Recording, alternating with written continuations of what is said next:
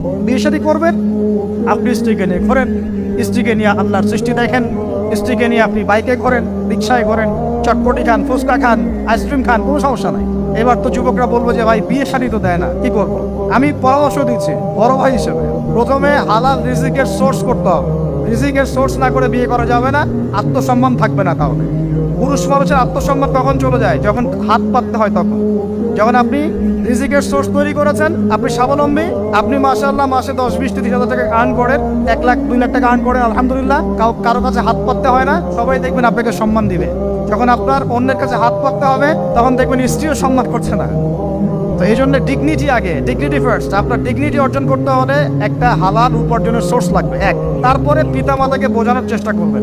যদি কাউকে পছন্দ করেও থাকেন, না দেখেই বা শুনে যে হ্যাঁ ওখানে একজন দিনদার মেয়ে ইত্যাদি, তাহলে পারিবারিকভাবে বিয়ের প্রস্তাব পাঠাবেন। নিজে পণ্ডিতি করতে যাবেন, পারিবারিকভাবে পাঠাবেন। যদি রাজি